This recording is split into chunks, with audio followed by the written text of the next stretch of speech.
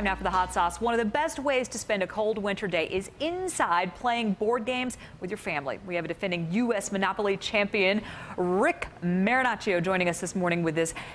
This is really interesting what you're doing here. You have single-handedly started a campaign to save the thimble. That's right, yeah. Why are we in jeopardy of losing the thimble for folks who haven't been caught up on their Monopoly news lately? Well, what Hasbro's doing is they're presently launching a contest to vote on Facebook to eliminate one of the classic pieces from the game forever and to replace it with a new piece. Why would they do that?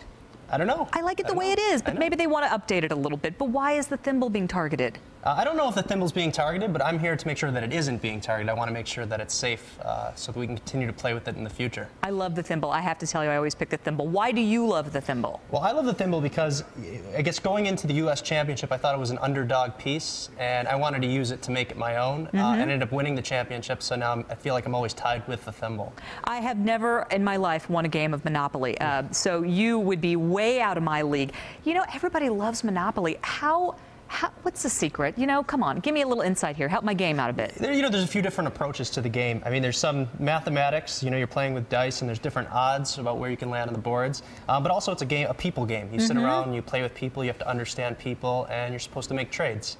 So I think, you know, you could take the game approach two different ways, but you know, I think you got to understand people.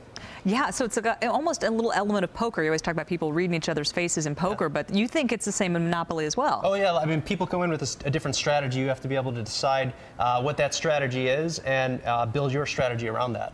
Where do we want to go here with the thumbs up for the thimble campaign from here? You know, when will we know if the thimble is safe? Well, we're going to know in February, but at this point, the thimble is hovering right around in the middle. Okay. So right now it looks safe, but really need to get everyone out there and vote and save the thimble. And where do we go to save the thimble? You go to Facebook.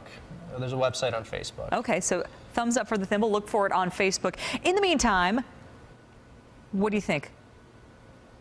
When moving forward with Monopoly, I'm so focused on this game right now. When did you first start playing Monopoly? I started playing when I was young. Competitively, though, I started playing in 2009. No kidding. Do you still play competitively? I will next time there's a tournament, but I really haven't since the last the World Tournament back in 2009. Do you brush up on your Monopoly skills? I try to. I try to keep fresh, but I haven't played much recently. I think it's tough to get a game. Being the champion, no one wants to play with me. I would play with you, but I lose to everyone I play with, so it would be fine. Yeah. We'd be great. We'd be great. You would still win.